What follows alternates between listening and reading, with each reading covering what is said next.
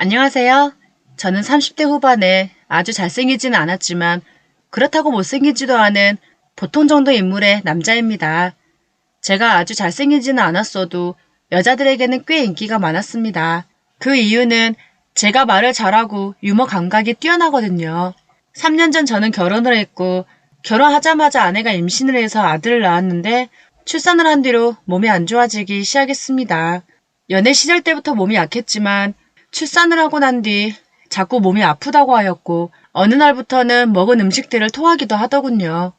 병원에 가서 정밀 검사를 다 해봤지만 아내가 아픈 원인을 발견할 수 없었습니다. 그러니 이상하게 몸이 자꾸 아프다 보니 한 달이면 20일 정도 병원 신세를 지고 있어요. 제 아내는 외동딸인데 장모님이 금이야 오기야 하면서 키웠다고 하셨어요. 장모님은 15년 전 장인어른이 바람을 피우는 바람에 이혼을 했다고 하셨습니다. 장모님께서는 현재 50대 초반이지만 처녀 때 모델 활동도 하셨고 미인 대회도 나가셨기 때문에 50대 초반이지만 30대 후반처럼 보이는 굉장한 미인이세요. 제 아내도 우리 장모님 닮아서 상당한 미인이지만 장모님보다는 조금 떨어집니다. 저는 처갓집에 남자가 없으니 처가살이를 하고 있습니다. 처갓집은 할아버지 때부터 돈이 많이 있는 땅 부자였는데 옛날에야 시골 땅에 다 해봤자 금액이 얼마나 되겠습니까? 지금은 도시 개발로 인해 땅값이 폭등을 하여 상당한 재력을 가지고 계십니다. 장모님은 자기 부모님에게 유산으로 많은 땅을 받았다고 하시더라고요. 그러니 장모님이 알부자이신 셈이죠. 저도 꼼짝없이 장모님 말씀을 네 하며 잘 따를 수밖에 없었어요. 아내는 병원에 입원을 자주 하다 보니 늘 장모님과 우리 아들, 저 이렇게 세 사람이 함께 살아가고 있습니다. 장모님은 늘 남자가 그리워서인지 저와 같이 술을 마실 때는 저에게 노골적으로 남자하고 자본 적이 오래되었다고 하시며 남자가 그립다고 자주 말씀을 하십니다. 저는 그럴 때 장모님에게 장모님, 그러면 남자친구 한 명 사귀시면 되잖아요. 하고 말씀드리면 남자들은 다 도둑놈이야. 나를 사랑하는 것이 아니라 내가 가지고 있는 재산을 보고 달려드는 거라고. 남자친구는 절대 안 사귈 거야. 하며 장모님을 말씀하시더라고요. 그렇다고 노골적으로 남자가 필요하다고 말씀하신 장모님의 그 강력한 욕구를 제가 채워드릴 수는 없잖아요. 저도 가끔 남자인지라 50대 초반의 장모님이 샤워하고 나온 매력적인 모습을 보게 되면 저도 모르게 잠깐 딴 생각을 여러 번 하기도 했었어요. 장모님은 성격이 워낙 털털하셔서 사위가 남자인데도 제 앞에서 아무 꺼리낌 없이 옷도 훌러덩 벗고 갈아입으시곤 하는데 그럴 때는 장모님 보기가 참 민망하고 눈을 어디에 둬야 할지 모르겠더라고요. 저는 그래서 장모님에게 장모님, 요즘 남자 역할을 하는 좋은 물건 같은 게 많이 나와 있어요. 부끄러우시면 저하고 같이 가시든지 아니면 제가 봐서 좋은 걸로 사다 드릴까요? 하고 말씀을 드리니 장모님은 저에게 김서방, 그런 망측한 말은 좀 그만해. 아무리 내가 남자를 그리워하고 애가 타지만 그래도 장모한테 그런 걸 사준다고 대놓고 말하는 사이가 어디 있나. 그런 해괴망측한 거 사줄 생각 하지 말고 저번에 남자친구 사귀라고 했지? 이 나이에 어디 가서 만나기도 좀 그렇고. 김서방 주변에 잘생기고 젊은 사람 있으면 한 명 소개시켜 줘봐. 하시더라고요. 저번에는 싫다고 하시더니 은근 남자친구를 사귀고 싶으시긴 하는 것 같았어요. 장모님은 저를 의지하고 있는 것이 제 눈에 훤히 보였습니다. 그렇게 장모님께 어떻게 해야 남자에 대한 그리움을 풀어드릴 수 있을까 하는 생각을 매일매일 하고 있던 어느 날 아내는 당신 요즘 엄마하고 너무 가까운 거 아니야? 둘이 매번 무슨 이야기를 하길래 한 번씩 엿들어보면 남자가 어쩌고 저쩌고 그립네, 소개해주라 하는 말을 자주 주고받는 건데 하며 질투 어린 말을 하더군요. 사실 제 아내는 원래 질투가 좀 심해요. 외동딸이라 그런지 자기가 갖고 싶은 것은 반드시 가져야 하는 그런 사람이었어요. 그런데 요즘 들어서 몸이 아프고 병원에 있다 보니 그 질투심이 더 심해진 것 같았습니다. 자기가 병원에 혼자 입원해 있으면 집에서 저와 장모님이 단둘이 술을 마시게 되면 무슨 일을 저지르지 않을까 하며 혼자 온갖 상상을 다 하는 것 같았어요. 솔직히 아내가 그렇게 말할 법도 한 것이 장모님은 늘 저를 볼 때마다 남자가 그립다고 하시고 은근 저를 바라보는 눈빛이 딸이 있든지 말든지 이상한 눈빛을 보내실 때가 많아요. 아무리 그렇다 해도 장모하고 사위인데요. 제가 장모님하고 그런 일을 벌이겠습니까? 어느 날 그날도 아내가 아파서 또 병원 신세를 지게 되었을 때 입원 수속을 밟고 입원실에 누워있는 아내를 보고 집에 와서 쉬고 있었을 때 장모님은 술 한잔 하자고 말씀을 하셨어요. 예전에는 술 한잔 하자고 할 때면 흔쾌히 알겠다고 하며 술을 마시고 별다른 이상한 기운을 느끼지 않았는데 요 근래 장모님의 부담스러운 눈빛 때문인지 술 마시길 꺼려했지만 그날은 왠지 안 마시면 큰 사단이 일어날 것만 같아서 알겠다고 말씀드렸습니다.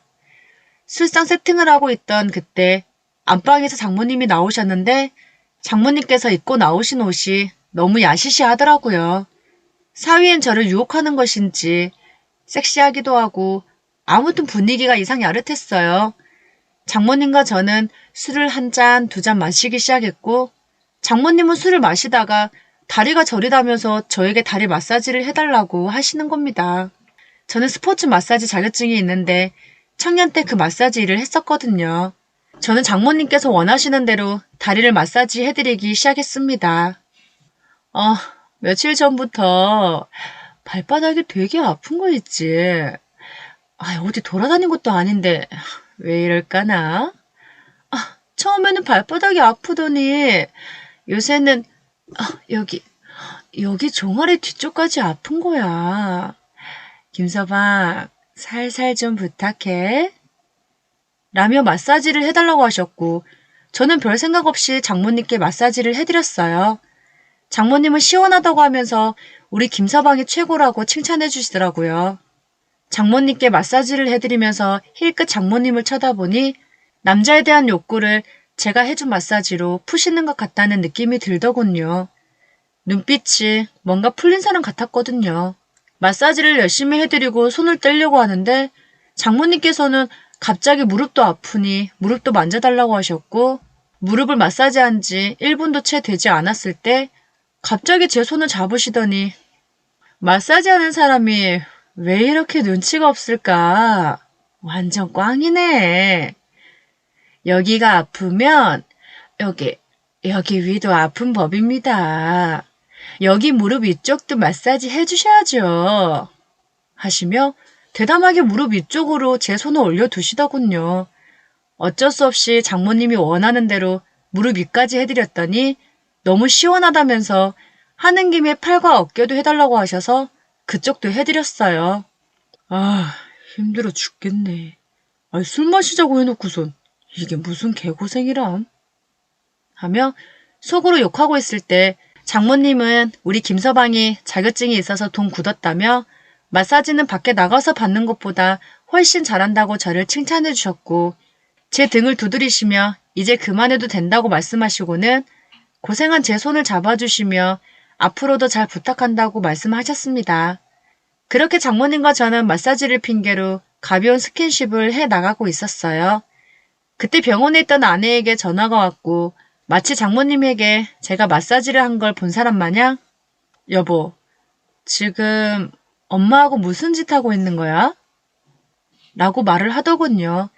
저는 숨길 것도 없고 해서 솔직히 말하는 게 낫겠다 싶어 장모님이랑 술 한잔하고 있었는데 장모님께서 다리가 저린다고 하시길래 자격증이 있는 내가 오랜만에 실력을 뽐내봤다고 말을 해주었고 여보가 생각한 이상한 건 절대 아니고 오직 마사지만 해드리고 있는 중이었다고 말을 해주었습니다.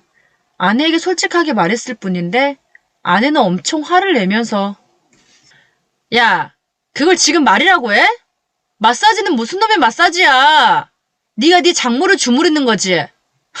이것 봐라. 아주 집안 꼴이 잘 돌아간다. 잘 돌아가. 두 사람이 나 없는 사이에 미친 짓들을 하고 있구만. 지나가는 사람 붙잡고 물어보세요. 예?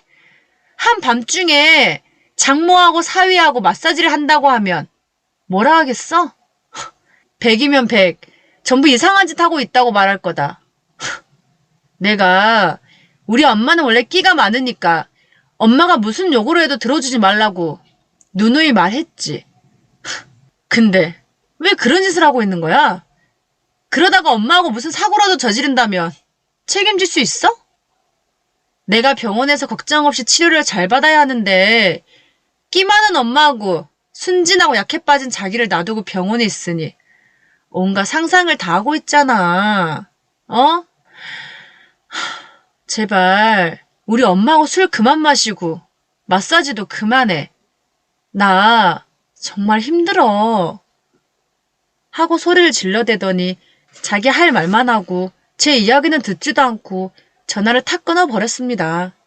그래서 그날은 아내의 부탁도 있고 해서 장모님과 술자리를 일찍 끝내고 아내가 있는 병원으로 택시를 타고 갔더니 아내는 그때까지 씩씩거리고 있었습니다. 아내는 엄마하고 당신하고 같이 있는 걸 보면 마치 사랑하는 연인같이 보인다는 거 아냐면서 오늘 정말 엄마하고 아무 일도 없었냐고 물어보더라고요. 저는 정말로 마사지 한 것밖에 없다고 말을 했고 2시간 넘게 겨우 달래고 해명하고 나서야 아내는 제 말을 믿는 듯 화를 풀어주었고 겨우 집에 올 수 있었습니다. 그렇게 아내를 안심시키고 집으로 돌아오니 장모님은 그때까지도 혼자 술을 드시고 계시더라고요. 나가기 전보다 술이 굉장히 취한 상태로 계셨습니다. 더우신지 입었던 티도 벗어버리고 속옷만 입고 계시더라고요. 아, 장모님! 이게 뭐예요? 옷 좀 입으세요. 하고 티를 가져다 드리니 우리 마사지 잘해주는 김서방님 오셨구나. 근데 무슨 옷을 주고 그래. 술 마셔서 더워 죽겠는데 이딴 옷을 왜 입으라는 거야? 이 더운 열기를 없애려면 시원한 물로 샤워나 해야겠구만. 하며 목욕탕으로 들어가시더니 무슨 혼잣말을 그렇게 아저씨처럼 하는 건지 시원하다. 좋다. 좋아. 아이고 좋아. 하는 소리가 들리더니 갑자기 조용하더군요. 그렇게 1시간 반이 지나도록 목욕탕 안에서 나오시질 않았고 혹시 무슨 사고라도 생긴 건 줄 알고 노크를 해봤지만 목욕탕 안은 첨벙거리는 소리만 들릴 뿐 조용했습니다. 왠지 모를 불길한 예감에 목욕탕 문을 열어보았고 탕 안에 자고 계시는 장모님을 수건으로 부축하려고 하는 그때 현관문 도어락 누르는 소리와 함께 현관문이 열리면서 환자복을 입은 아내가 얼굴이 울그락불그락거리며 제가 있는 곳으로 걸어왔습니다. 저는 깜짝 놀랐어요. 지금 이 상황이 장모님하고 무슨 짓을 하다가 딱 걸려버린 그런 상황이 되어버리고 말았습니다. 저는 목욕탕 문을 열고 탕 안에서 장모님을 잡으려고 하고 있지. 아내는 거실 안으로 들어오고 있지. 말도 안 되는 엄청난 일이 벌어지고 말았습니다. 정말 기막힌 타이밍에 아내가 들어와 버린 것이지요. 아내는 욕탕 안에서 술에 취해 있는 장모님과 장모님을 부축하기 위해 수건을 들고 있는 제 모습을 번갈아 보더니 내가 이럴 줄 알았어. 이 나쁜 인간아. 네가 이러고도 인간이야? 아니라며. 내가 생각하고 있는 그런 사이 아니라며. 이거 어쩔 거야. 이 상황 어떻게 설명할 거냐고. 하며 거실에 있는 효자손으로 제 등을 사정없이 수십 번을 제 등이며 머리며 제 온몸을 북어패듯이 내리치더군요. 정말 너무 아팠습니다. 저는 그게 아니라고, 정말 아니라고 말을 해도 아무 소용이 없었어요. 이미 아내는 눈이 돌아가 버린 것 같았거든요. 누가 봐도 그 상황이 오해하기 딱 좋은 상황이었어요. 아내는 저를 때린 걸로 끝난 게 아니라 그 효자손으로 장모님 등짝까지 때리는 겁니다. 하지만 장모님은 너무 취해버리셨는지 아프다고만 하고 깨지 않으셨어요. 아내는 분을 참지 못하고 살림살이를 부셔버리고 결혼사진마저 깨 부시더라고요. 세상에, 장모하고 사위가 이런 짓을 하고 있다니. 이러니 내가 병이 낫겠어? 내가 이혼해줄게. 엄마랑 같이 잘 살아라, 이 미친놈아. 하면서 저에게 발길질을 했습니다. 아내가 살림을 때려 부시는 소리에 이웃집 사람들까지 구경하러 나올 정도였어요. 아내는 정말 무서웠고 살림을 다 부순 것 같았는데 그래도 분을 못 참았는지 샤워기를 자기 엄마한테 던져버리면서 술이나 깨라고 하더군요. 저는 정말 너무 억울했고 아무리 해명을 해봐도 제 말은 듣지 않으니 어떡하겠어요. 저는 일단 장모님의 몸을 수건으로 감싸서 장모님 방으로 옮겨드렸고 아내를 진정시키기 위해 무지 노력했지만 아내는 이미 눈이 돌아가서 진정이 되질 않았습니다. 제가 정말 장모님과 선을 넘었다면 이런 일을 당해도 싸겠죠. 네, 맞아도 정말 싸요. 이웃 주민들도 이야기를 다 들었을 텐데 너무나 부끄럽고 창피하고 억울했습니다. 아내는 분을 풀지 못한 채로 다시 병원으로 갔고 저는 어지럽혀진 거실을 청소해야만 했습니다. 장모님은 다음날 오후 2시가 되어 깨어나셨고 저는 그날 출근도 못하고 장모님 곁에 있어야만 했습니다. 장모님은 아무 생각도 안 나는 것인지 머리야. 응? 내 머리에 이거 피는 뭐야? 내 몸은 왜 이렇게 상처투성이에 아픈 거지? 이 멍은 또 뭐야? 하고 저에게 물어보시더군요. 그러면서 어깨도 너무 아프다며 저에게 어제 무슨 일이 있었는지 말해보라고 하셨습니다. 진짜로 장모님은 어젯밤 상황을 1도 모르고 계시더군요. 저는 집에 있는 구급약으로 간단히 장모님을 치료해드리면서 어제 있었던 일을 하나도 빠짐없이 자세히 말씀드렸더니 나라도 그 상황을 봤으면 우리 딸처럼 했겠다. 딸한테 미안하긴 하네. 애가 요즘 아파서 그런지 더 예민해지고 질투심이 더 많아졌나 보다. 그럼 김서방이 내 벗은 몸을 다 봤겠네? 하고 물어보시는데 당황해서 맞다고 얼버무리며 몸이 안 좋으시니 빨리 병원에 가보자고 말씀드렸고 도착한 병원에서는 엑스레이를 찍게 되었습니다. 의사 선생님께서 엑스레이 검사를 해본 결과 두개골 뼈는 이상 없고 많이 부어있으니 주사를 놔줄 테니 일주일 정도 약을 먹으면 나을 테니 안정을 취하라고 해주셨습니다. 저는 장모님을 모시고 오늘 기분도 그러니 시외로 나가서 드라이브도 하고 밥을 먹자고 말씀드렸고 그 말을 들은 장모님은 좋아하시면서 오랜만에 바닷가로 가서 회를 먹고 싶다고 말씀을 하시더라고요. 장모님과 저는 바닷가에 도착했고 한여름이라 사람들이 많더라고요. 사람들이 없는 곳으로 가서 보통 연인처럼 자연스럽게 손을 잡고 거닐었고 이런저런 이야기를 나누었습니다. 그 근처 횟집으로 들어가 광어, 우럭을 시켜 술 한잔하며 주거니 받거니 했습니다. 장모님은 오랜만에 김서방하고 밖에 나오니 기분 좋다라고 하시며 오늘 집에 안 들어가도 되니 술 한잔 거하게 마시고 집에는 내일 들어가자고 말씀하시더군요. 그 말을 듣는 순간 저는 오늘 무슨 일이 벌어질 것 같다는 생각이 들었고 그 순간 무서운 아내의 얼굴이 떠올랐습니다. 그때 여지없이 아내에게 전화가 와서 지금 어디서 뭐하길래 병원에 안 오냐고 묻더군요. 저도 너무 솔직해서 탈입니다. 숨길 때는 숨겨야 하는데 말이죠. 솔직하게 장모님하고 이야기도 좀 할 겸 근처 바닷가에서 회에 소주 한잔 하고 있다고 하니 미친 인간아.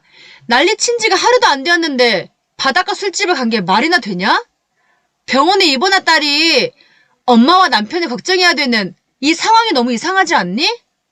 빨리 엄마 집에 모셔다 드리고 병원으로 좀 올래? 하고 아내는 화를 내며 말을 했습니다. 저는 알겠다고 말을 하려는 찰나 장모님은 약간 취하셔서 전화기를 뺐더니 딸, 그날 밤 정말 아무 일도 없었는데 아무리 그렇다고 앞뒤 이야기 제대로 듣지도 않고 자기 엄마를 그렇게 개패듯이 때리는 딸이 어디 있니? 엄마 지금 머리가 너무 아파서 엑스레이 찍었어. 아직도 머리랑 등, 어깨가 너무 아파. 그래서 술 한잔 마시고 아픔을 다 잊어버리고 엄마 때린 너를 용서하려고 김서방이랑 마시고 있었어. 오늘은 김서방을 내가 좀 빌릴 테니 오늘이랑 내일만 내가 좀 데리고 있을 테니 걱정 말고 병원에서 푹 쉬고 있어. 하고 말씀을 하시는데 당연히 아내는 그 말을 듣고 소리를 지르고 두 사람이 미쳤다고 말을 하며 난리를 쳤습니다. 저도 모르게 장모님께 전화기를 빼앗아 급하게 끊어버리고 장모님께 빨리 집에 가야 할 것 같다고 말씀드리니 장모님은 집에 갈 필요 없고 어차피 늦은 거 오늘 자고 가자고 하시는 겁니다. 그러면서 오늘만을 기다렸고 각오까지 하고 왔으니 본인이 원하는 대로 해달라고 하시더라고요. 어차피 오해받은 거 오해받을 짓 해버리자고 하시면서요. 장모님이 말씀에 저도 모르게 수긍을 해버렸고 장모님은 안주가 좋으니 소주가 맛있다며 계속 마셔댔습니다. 그러다 갑자기 장모님은 눈물을 흘리시며 솔직히 남자를 좋아하는 편이고 남자 없이는 하루도 못 사는데 남자하고 사랑을 나눠본 적이 10여 년이 넘어버렸으니 정말 이 스트레스 은근히 힘들고 미칠 지경이라고 하시며 제 손을 잡으시는데 장모님이 너무 여자로서 안쓰러워 보이는 겁니다. 남편과 이혼하고 남자와 잠자리를 가져보려고 기회를 몇 번 가져보았지만 그때마다 이상한 제비족 날라리 같은 놈들만 달라붙어서 그냥 남자를 포기하고 살았다고 하시더군요.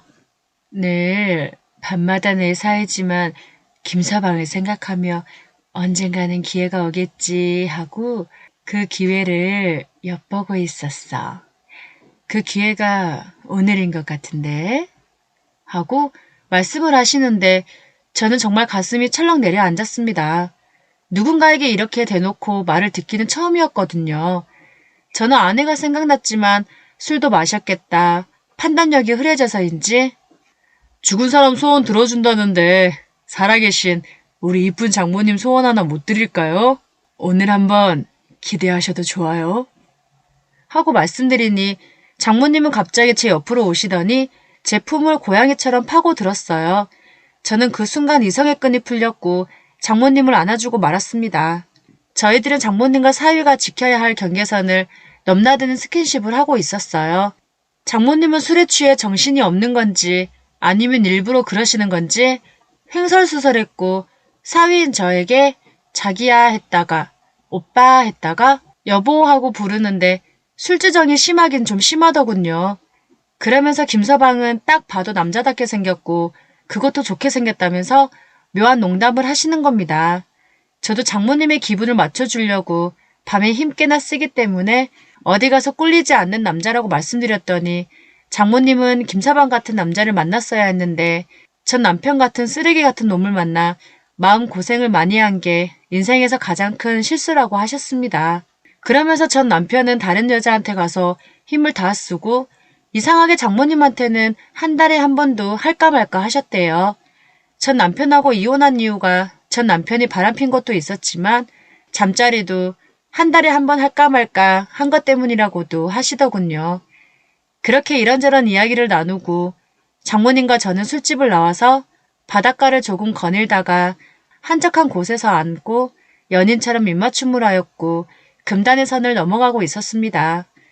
장모님과 저는 자제력을 잃어갔고 본능에 맡기기로 했어요. 장모님과 저는 근처에 있는 모텔로 들어갔고 그곳에서 마지막 남은 지켜야 할 선을 완전히 벗어나 버리고 말았습니다.